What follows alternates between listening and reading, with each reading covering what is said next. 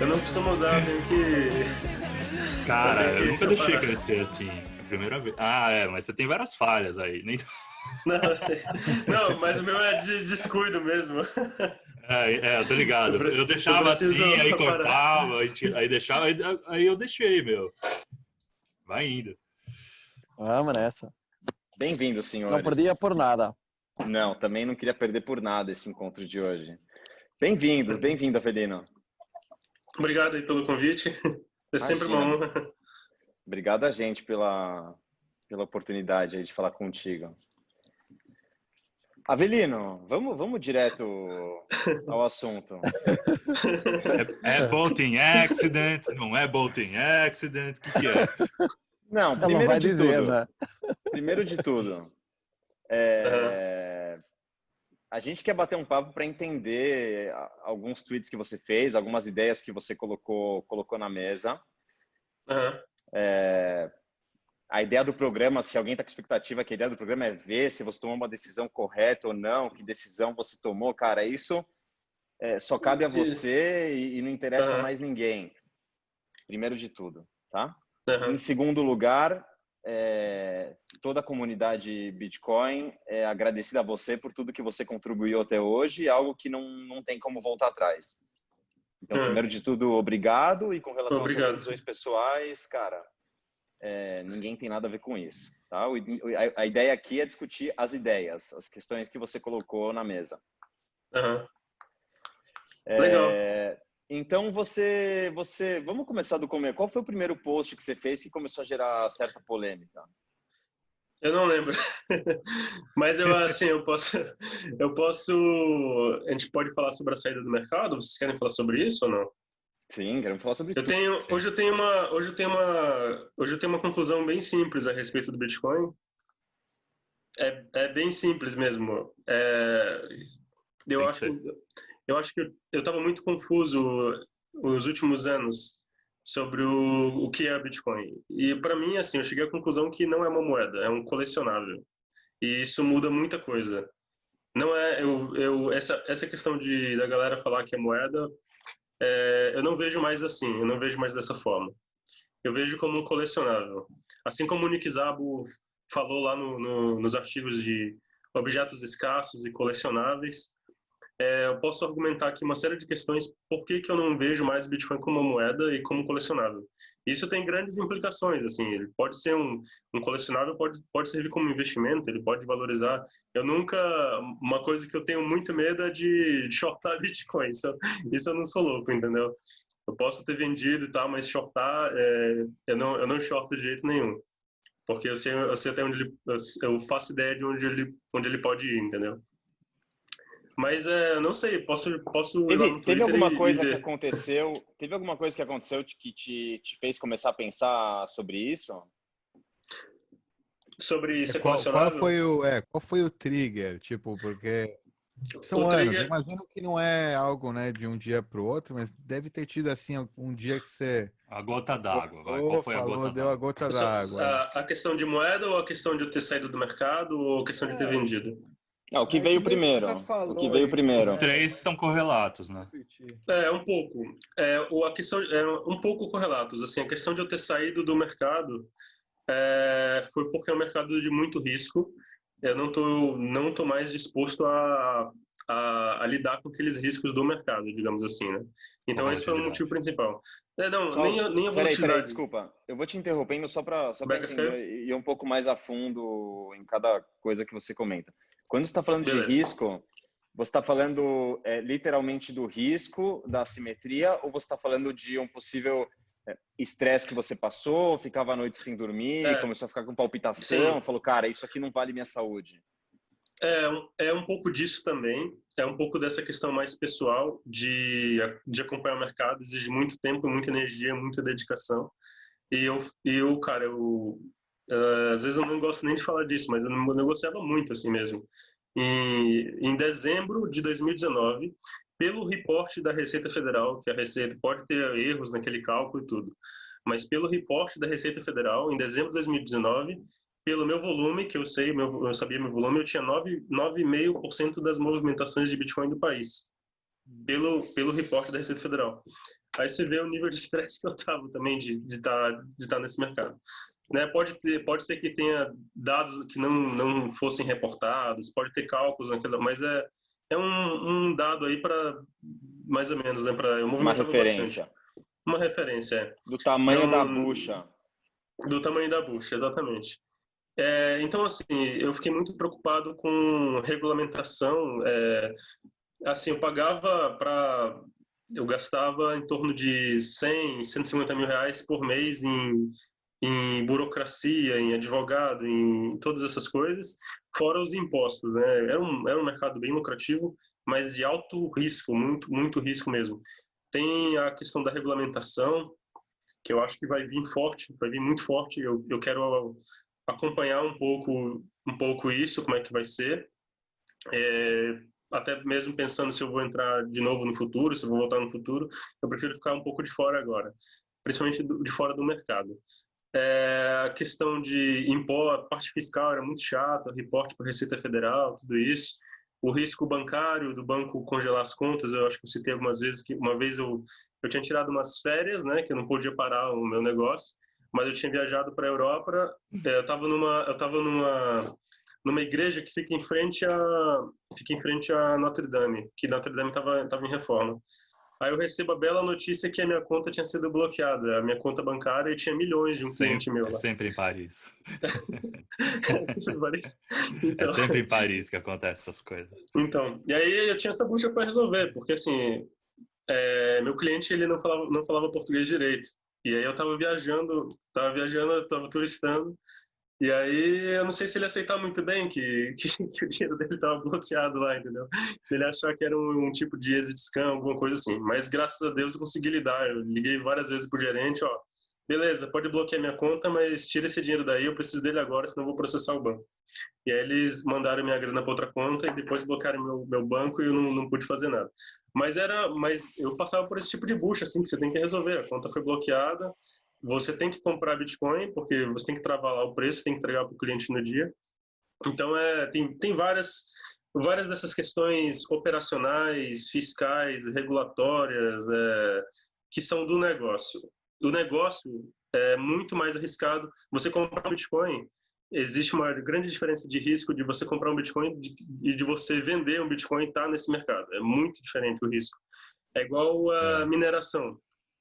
Poucas pessoas, eu acho que têm a expertise para poder trabalhar com mineração. É um mercado também muito arriscado. O cara tem que dominar muita coisa, não só Bitcoin, protocolo, economia, hardware, relações internacionais, importação, energia, sei lá, muita coisa. Então, assim, tem esses riscos do negócio, né?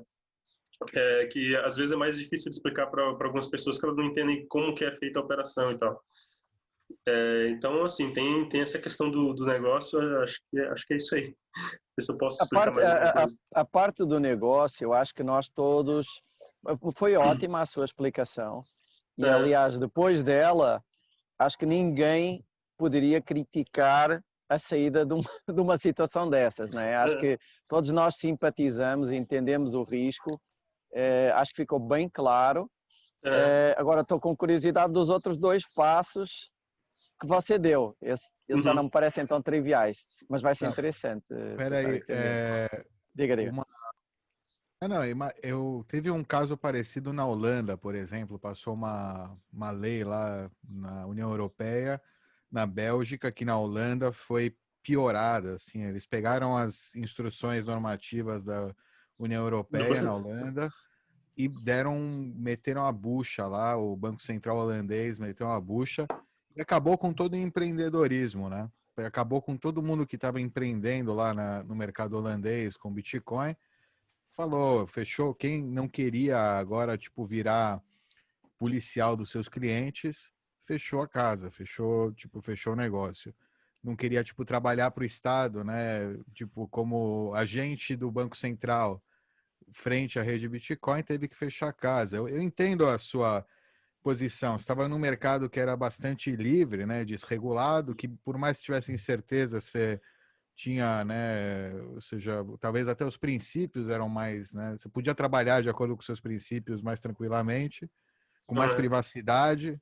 né, sem ter que ficar, né, alguém ali num banco de dados super inseguro do Estado tá sabendo dessa informação, né, que é super, né, ou seja, enfim, você acabou de falar, 10% de movimentação do mercado, alguém pode ficar com o olho grande, né, e você começa a ficar... Eu gostava muito do que eu fazia, assim, e dava muito dinheiro e eu realmente gostava e sentia que era uma coisa boa que eu estava fazendo pro mercado, sabe? Sim. Eu realmente gostava.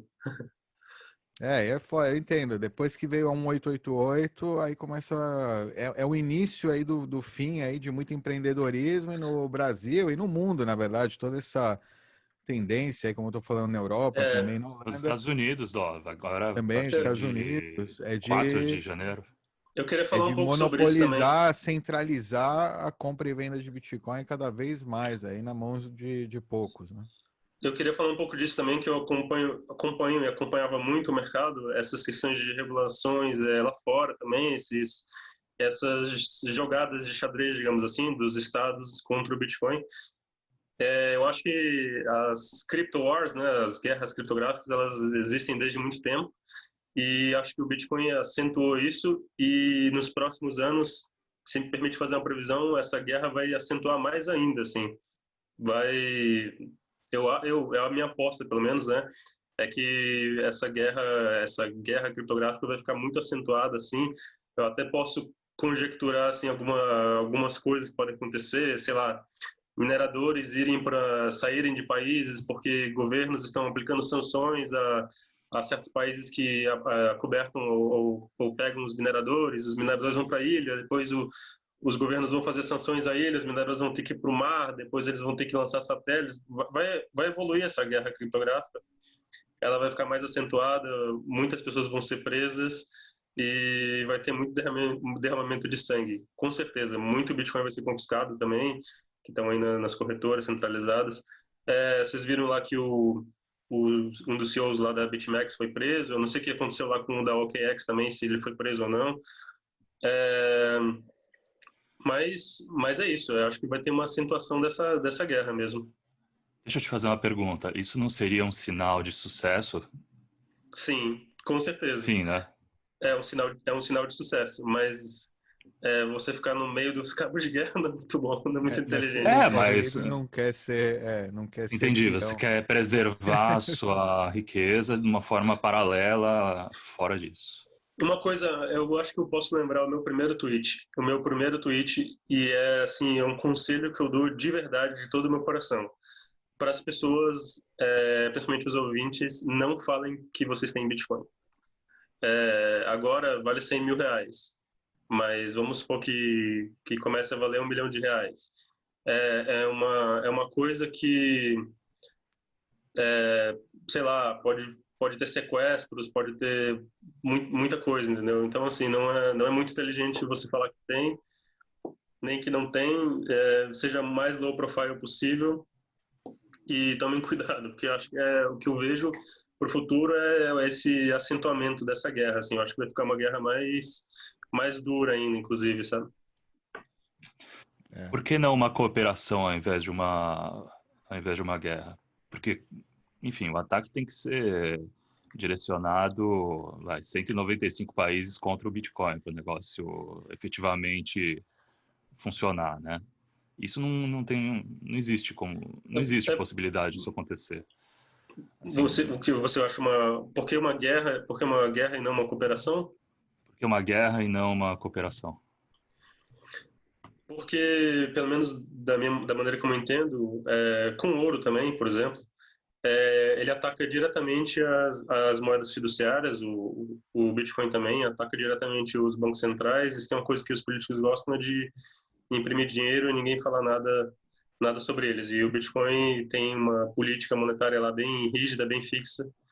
Esse eu acho que é um dos primeiros pontos, é o ataque direto às moedas fiduciárias, o ataque à economia monetária moderna, o ataque ao controle dos políticos, já que o Bitcoin, Sim. da maneira como não dá para ser controlado. Então, ele é uma ameaça mesmo Não, aos... certo, mas partindo do princípio que ele é uma ameaça e que a única forma de você domar essa ameaça seria através de um ataque único, mundial, global em cima dele, né? Tipo, Uhum. como se todos os países decidissem proibir de uma vez só, sabendo que isso não é uma possibilidade É viável. factível, não seria isso a força do Bitcoin? Tipo, ele não teria sido feito exatamente para sofrer esses ataques?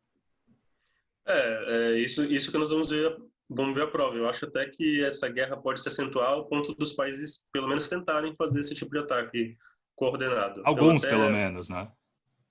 Eu até cheguei a pensar sobre isso, em se eu fosse o político, como que eu faria isso? Eu iria atrás dos mineradores.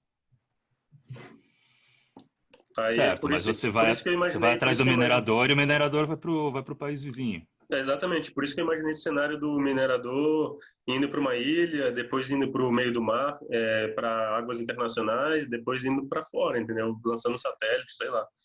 Não, no caso que... Não, acho que não vira isso aí. Acho que é o contrário. Acho que começa eu minerar o Ivan. Tipo, a cooperação. Entendi. Que ninguém sabe que são mineradores. Você começa a descentralizar mais. Ele até é tipo um ataque que ajuda, né? Sabendo que você não pode lutar contra o Bitcoin, você começa a minerar. Para não perder os Bitcoins mineráveis possíveis. Bom, enfim, tem esse lado. Os caras já pensam nesse outcome, né? Que vai se descentralizar mais. Então, melhor centralizar mais e ganhar os bitcoins. Mas tem você acabou de falar, importantíssimo. Isso é real, é importante lembrar todo mundo sempre. Nunca falar que você tem bitcoin, né? Nunca falar do seu hold é muito importante. A gente aqui tá um pouco ferrado, a gente tá, né, meio que... A gente não tem bitcoin. Enfim. Mas nunca falar de bitcoin, porque você... Beleza, você pode nunca falar quanto você tem exatamente, aonde você tem, qual é o seu endereço, coisas do estilo, mais do que, né, que você tem ou não tem Bitcoin, não importa, algum satoshinho ali, aqui, não importa. Mas onde, o que, por quê? Porque aí você tem, né, essa negação plausível e a possibilidade de ser um ator aí, né, que ninguém sabe que você é bitcoinheiro no momento que o Bitcoin, que a rede, né, precisar de atores como você, que na verdade é sempre, né, uma rede que depende, né, de pseudônimos, para ser forte, ela depende o tempo inteiro que os usuários sejam mais inteligentes aí do que são. Isso é um problema que está acontecendo agora com a centralização. Você mesmo fala, né, com o pessoal institucional que está chegando, que são players, tipo que as não coins são holders, né? Eles não sei querem se saber da até grana. podem ser holders, mas são holders tipo que num tema de set de anonimidade, ou seja, num ataque centralizado, num ataque grande, estatal, eles não dão nenhuma força para a rede, mais do que aquela força de comprar o Bitcoin, talvez ajudar a ter um pouco mas no ponto de vista de rede, eles não são tão beneficiosos para um ataque, né? Se eu pensar que a gente está num ambiente, né, hostil, mas se eu penso que a gente está num ambiente que talvez está se rendendo, né, a essa alternativa, que eu acho que é o mais plausível, não sei, eu não acho que a gente vai entrar em uma guerra aí contra o Bitcoin agora, que os Estados não têm essa força toda globalmente. Eu acho que é o contrário. Acho teria que haver um nível de coordenação tal que é impossível. E há um incentivo enorme, é tipo dilema do prisioneiro, né? Há um incentivo enorme para furar. Vai sempre haver alguém furando, né? Há vários estados que são muito amigáveis do Bitcoin, já hoje, né? Uhum. E eles iriam ter os mineradores todos do mundo, imagino. Seria ótimo para eles e péssimo para os outros. Eu acho que o primeiro ataque não vai ser, os primeiros ataques não vão ser diretamente ao protocolo e sim a liquidez. É uma coisa que eu falei muito isso, né? E para mim não é uma coisa talvez coordenada, talvez nem uma coisa às vezes que o político sabe que está diretamente atacando. É mais assim talvez de ignorância política do administrador, digamos assim. Vou botar mais imposto aí porque imposto é bom, tá? Vai lá e põe mais imposto. Isso aqui tem que ser desse jeito. Começam as coisas assim pelas beiradas, digamos assim. Como tudo, né? Como tudo na economia. Então, assim, essa questão da liquidez, para mim ela já tá sendo atacada com essa quantidade de burocracias que você tem hoje. Eu acho que no futuro, para você negociar bitcoins, você vai ter que ser uma grande instituição financeira, junto com o Estado, entendeu? Que tem uma política anti-lavagem de Mas dinheiro. isso é bom para liquidez, pelo menos.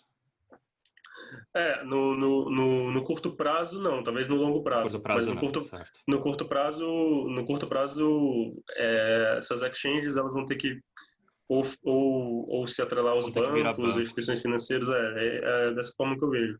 O P2P pequeno ali, não sei se ele vai ter grana para poder bancar toda essa burocracia A e tudo isso, entendeu? burocracia. Né?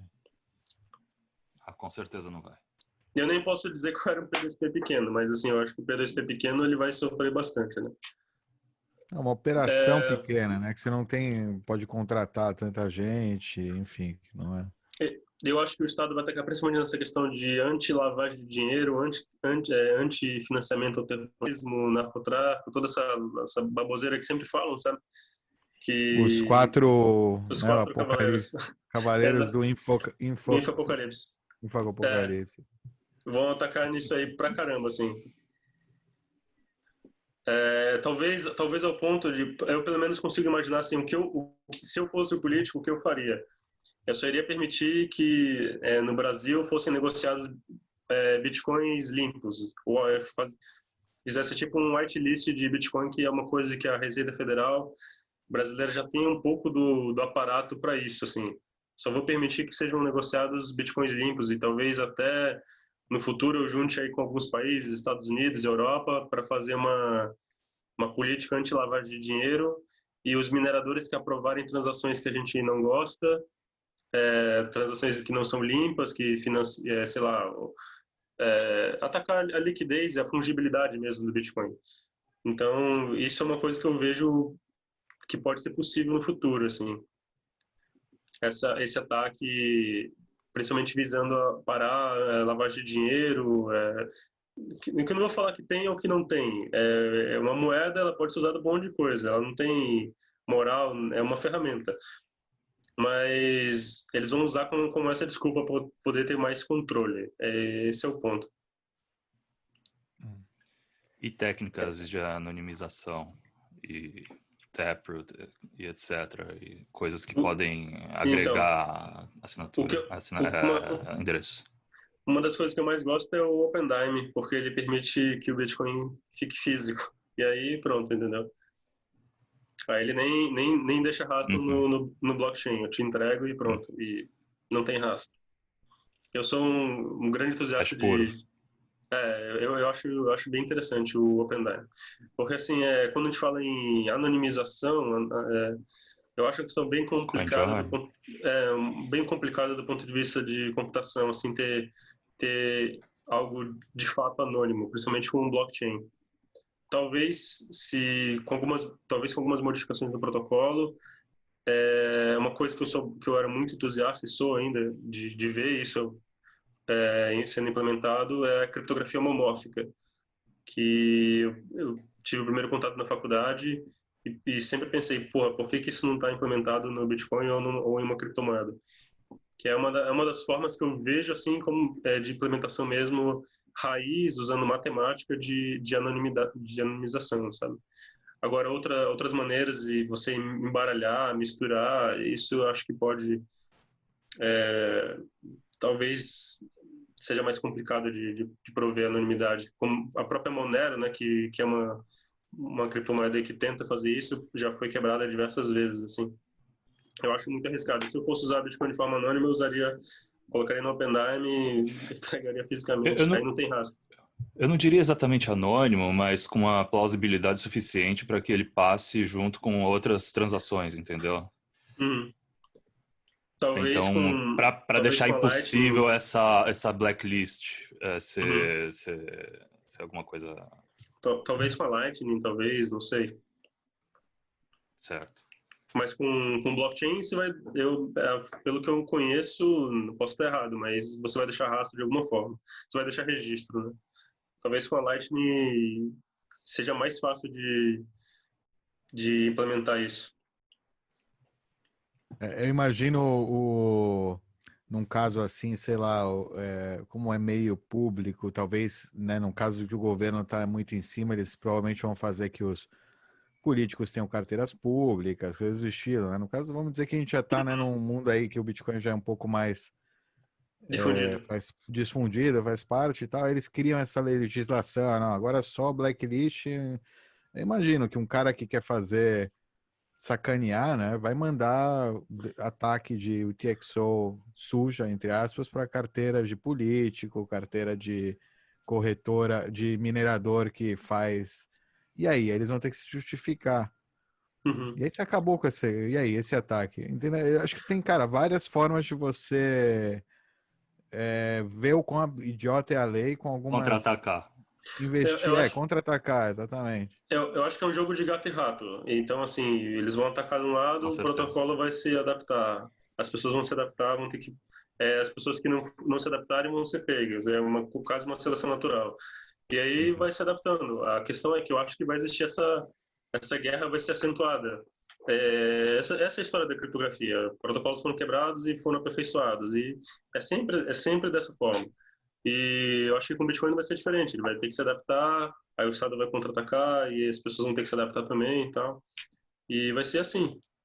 Os mineradores também vão ter que se adaptar. Tudo não vai ser... Porque se for uma coisa estática, estável, aí fica fácil para o Estado, para quem quiser explorar os pontos, as vulnerabilidades, as fraquezas e tentar explorar isso. Então, sempre vai ter que se adaptar. Para mim, essas coisas têm solução tecnológica, mas talvez assim no curto prazo ou existem um choque, existem atritos aí. Mas é um jogo do gato e do rato em que eu acho que, óbvio que se estivermos a falar só de core e tal, o Bitcoin é relativamente estático, mas se estivermos a falar de sidechains, Lightning Network, acesso físico, como você disse, há um desequilíbrio de força a favor do Bitcoin, ou seja, é muito difícil os Estados conseguirem tapar todas as brechas, não é? Como Com é que você certeza. vê isso? Não, com certeza. Difícil, não é? Muito difícil, né? Tecnologia escapa, né? Se eu fosse um político e quisesse atacar, eu atacaria grandes, não talvez os indivíduos, mas centros de liquidez e mineradores, ou corretoras e mineradores, assim. Que é mais fácil de atingir mais pessoas, sei lá. Que é o que já estão fazendo, né? Se eu for atrás do A cara... falta de liquidez não geraria um FOMO por bitcoins? Como assim a falta de liquidez do mercado A financeiro? falta de liquidez funciona tanto para subir quanto para descer. Uhum. Você não acha que a falta de liquidez no caso do Bitcoin, por exemplo, não geraria uma corrida por Bitcoin, por acúmulo de Bitcoin? Assim como foi com o ouro, com o 6102 lá. Ou com o Bitcoin na Venezuela, né? Não, Bitcoin na Venezuela. Sim, sim. Eu não nego que o Bitcoin pode ir a $1 milhão. Eu não nego isso de forma alguma. Isso tornaria ele ainda mais também. impenetrável, você não acha? A proibição também pode elevar os preços. Sim. A lei seca, mas isso tornaria ele mais forte, tornaria ele mais líquido. Não sei se mais líquido, mas assim, eu concordo que a proibição, esse ataque pode elevar o preço, sim, com certeza. Mas eu ia dizer que a lei seca trazer... aumentou o preço das bebidas, né? A lei seca aumentou o preço das bebidas. E a guerra antidroga aumenta o preço da droga, né? E as bebidas são até antifrágeis, né? Se você for fazer uma analogia. Mas também, ao mesmo tempo, também... Dá para fazer na banheira. Exato, dá para minerar no CPU se eles acabarem com os mineradores. Cria um incentivo, um desincentivo para alguns players saírem. Opa, essa linha aqui da lei seca eu não vou passar, outros vão passar. Alguns vão ser pegos, outros não vão ser pegos. Entendeu? Claro, cria um incentivo. Isso em tese ia tornando o Bitcoin cada vez melhor. Mais impenetrável, mais impermeável. Talvez. Como resultado. Em a questão tecnológica, talvez sim. A questão tecnológica, o network effect, a liquidez. Existe uma seleção natural de players que conseguem vender de forma anônima, conseguem entregar isso sem serem pegos, ou que vão para jurisdições favoráveis ou que surjam tecnologias até melhores que o Oppenheimer para poder negociar, porque o Estado não vai, o cara tem um Oppenheimer lá, ele não vai bater lá no cara e me dá aqui o seu Oppenheimer que eu sei que você tem. Com certeza. Olha, isso já aconteceu um dia, né? Eu vou contar uma coisa que aconteceu na Holanda, que o Dove falou e eu lembrei, que nessas férias que eu passei em Paris lá, eu fui para a Holanda, eu tinha uma LED. Depois de Paris ou antes de Paris? Não, antes. Eu entrei na Europa pela Holanda, por Amsterdã. Ah, ok. Só para vocês terem uma ideia, assim, de como é que tá a coisa, assim, o Estado sabe o que é Bitcoin, com certeza. E aí eu tinha uma Ledger na mochila. Eu e minha sócia, cada um tinha uma, né? Cada um tinha uma Ledger. A gente não usava Ledger, assim, muito, mas alguma coisa estava na Ledger. Sabe, aí, a Europol sabe bem. E aí pararam a gente na máquina de raio-x. Aí tiraram a Ledger, assim, o cara olhou para a Ledger, assim, olhou para o superior dele, botou de volta e nos liberou, assim. E fizeram isso na minha mochila e na mochila da minha sócia, da minha ex-sócia, né? Vocês podem perguntar isso para ela, ela vai confirmar.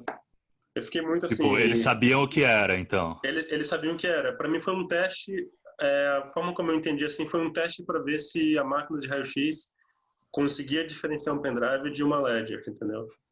Foi isso que eu senti, assim. Então não usem Loucura. Ledger. ou se usarem, tomem cuidado, assim. Não, é perfeito. Os caras sabem no dispositivo. Quem puder testar isso com o Trezor e Cold Card e depois avisar os bitcoinheiros, a gente agradece. Vazou uns documentos da Polícia de Fronteira lá que tem todas as carteiras para eles ficarem de olho, as hard wallets. A do Brasil não teve uma conferência, uma reunião, assim, para saber exato. como confiscar? E era em relação com a europeia. É esse mesmo esquema. Para mim eles foi como se sabem, fosse talvez o cara queria assim. fazer o exercício para exatamente o que você falou. Eles são civis também, esses caras sabem tudo. Eles também têm Bitcoin, cara. Também acho. Não é Estado, né? O Estado é gente, no fim das contas. Tem de tudo. Tem cuzão e tem gente boa também. É verdade. Isso me deixou bem assustado, assim, bem desconfiado quando isso aconteceu. Mas é um conselho, mais um conselho, não decorem, acho que a melhor forma é decorar as palavras lá. Decore as palavras. Deixa eu voltar um pouco no assunto. Vocês estavam comentando sobre institucionais comprando BTC, né? E aí teve um tweet que você fez que diz o seguinte: institucionais não tinham o amor que eu já tive pela ideia do Bitcoin. Eles vão despejar assim que tiverem chance. Eu rodei esse tempo todo, mas acabou. Bitcoin hoje não é sobre liberdade, é sobre grana e vender batata quente. Esse vender batata quente... Você tava bravo, hein, meu? Tava puto. Conta aí, meu. Olha, eu acho que é verdade, assim, os institucionais não estão nem aí para filosofia, para se traz liberdade, eles querem saber de aproveitar a volatilidade e grana, é isso que eles querem saber. Mas e o vender batata quente? Por que o batata quente? Fala mais sobre isso. Eles não estão nem aí, eles só querem eles querem comprar um negócio que eles vão vender mais caro depois, é isso, entendeu? Entendi, nesse sentido. É que o vender batata quente dá a impressão que é um scam, que é uma roubada. Como se fosse uma bomba relógio. Uma bomba relógio. Mas para eles mas assim, para os institucionais, é o que eles querem. Para alguns Para alguns com certeza Os institucionais não estão nem aí se traz mais liberdade, se é um ataque ao Estado, se é um empoderamento do indivíduo, se traz mais liberdade financeira, econômica. Eles não estão nem aí para isso. Mas não deveria ser isso, ser agnóstico nesse sentido? Porque mais ou menos. O dinheiro não tem ideologia, certo? Mais ou menos. A gente pode ser ideológico, a gente é ideológico, mas o dinheiro em si tem que ser agnóstico. Mas eu acho que Então, eu não vejo mais como dinheiro, eu vejo como colecionável. Mas você não vê como moeda? Não, eu vou chegar nesse ponto, mas assim, sobre os institucionais, eu posso até fazer uma comparação com o ouro nessa questão. É bom e é ruim que eles entrem. O ouro é bom, é bom que os bancos centrais comprem ouro, é um pouco bom, porque o ouro vai subir. Mas os bancos centrais podem manipular muito o preço do ouro. E manipulam o preço do ouro, do Bitcoin, com certeza. Então, assim, pode ser bom no curto prazo, mas talvez no longo prazo eu não gosto. Eu não gosto que os bancos centrais comprem ouro. E para o Bitcoin também é a mesma coisa. Os institucionais ou os bancos centrais, se eles começarem a comprar Bitcoin, no curto prazo é ótimo, vai gerar mais escassez, o preço vai subir. Mas no longo prazo eu não sei se eu quero isso, porque eles vão manipular muito o mercado, entendeu? Mas para ele se tornar dinheiro, não seria inevitável esse passo? Assim Não, como e se o a gente ouro, está não seria falando... inevitável passar por esse passo? E só adicionando, e se a gente está falando de liberdade, Avelino, tanto faz a manipulação do preço. Uhum. Você não está pelo preço. Tá, mas eu tô com o meu skin in the game ali. Eu tenho medo de, no primeiro momento, numa crise, eles despejem, ou sei lá, E digamos, um bitcoinheiro Mas faria o quê? Vai vender pensa por quê? as Caiu o primeiras preço? baleias. As primeiras baleias de Bitcoin eram geralmente libertários, pessoas que gostam da filosofia, que holdam acima de tudo, querem o bem do protocolo. Eles não estão nem aí para isso, para eles querem mesmo, entendeu? Tem gente que troca dinheiro por imóveis, tem gente que troca dinheiro por roupas. Às vezes as pessoas dão valor a outras coisas, certo? A Uhum, gente dá valor a dinheiro pelo dinheiro porque a gente entende uhum. a beleza do que é o dinheiro, né? E tudo mais. Mas eu acho que para o negócio Eu ser não, dinheiro, nem todo mundo vai poder ser ideológico. Se for tudo ideológico, a gente começa só a fazer favorzinho ao invés de trocar dinheiro. eu não gosto desse. Eu não gosto do sistema, eu não gosto do sistema bancário. Eu acho que eles podem apodrecer o que eles tocam. Inclusive, eles fizeram exatamente isso com o ouro. Eles apodreceram, destruíram o padrão ouro. Antes disso, inclusive, eles criaram reserva fracionária, títulos não conversíveis, roubaram reserva de um dos outros países e de empresas e instituições. Para mim, apodreceram um padrão que funcionava muito bem. E talvez, eu não sei, vai que comece aí os institucionais a comprar Bitcoin, a começar a regular, a criar uma reserva de mercado. Agora só o JP Morgan, esses grandes bancos podem negociar. Eu não sei, eu tenho um pouco de medo. Isso teria Eu que sempre acontecer. pensei, eu sempre pensei que isso poderia acontecer, mas agora que está acontecendo, eu tenho um pouco de medo, Dá para entendeu? compreender, Não é dá a para mesma coisa compreender. com ouro, Avelino. Instituições e bancos acabam comprando muito Qual ouro é a e alternativa? É horrível isso. quem quer ter o E o ouro mercado do ouro compra e guarda o ouro físico, armazena, é, e, enfim, como se fosse sua chave e é, privada. é um dos mercados, o mercado de ouro é um dos mercados mais manipulados, não só na atualidade, mas na história da humanidade. E você vê, para você negociar ouro no Brasil ou em alguns outros países, a Alemanha já limitou a compra de ouro. O Brasil, você tem que ser uma instituição financeira, autorizado pelo Banco Central e pela CVM, duas instituições. É uma reserva de mercado. Imagina se fosse o mesmo para Bitcoin. Tivesse que pedir autorização do Banco Central e para a CVM. Olha que merda que ia ser. Não, eu entendo. Tem que declarar para a Receita. Então, assim, eu não quero que isso aconteça também com Bitcoin. Eu entendo o que você está Mas então falando. Eu você só não acho quer que se a gente está que ele falando. cresça em popularidade, né? Perdão. Eu Não, eu só entendo queria que ficasse algo totalmente fora do sistema e não que o Mas sistema aí se seria uma apoderasse mini dele. bolha, entendeu? Seria só um colecionável. Ele não ia sair do colecionável para virar Não, store value. para virar moeda, dinheiro, o meu ponto é outro, é a questão da estabilidade, que ele não Não, pode ser calma, vamos falar nem disso. Calma, deflacionário calma. nem inflacionário. Calma, vamos falar disso. Só na questão da manipulação, que eu discordo de você, ou pelo menos como eu estou entendendo, não faz sentido. Eu vejo muitas vezes você reiterando a questão da manipulação e da volatilidade.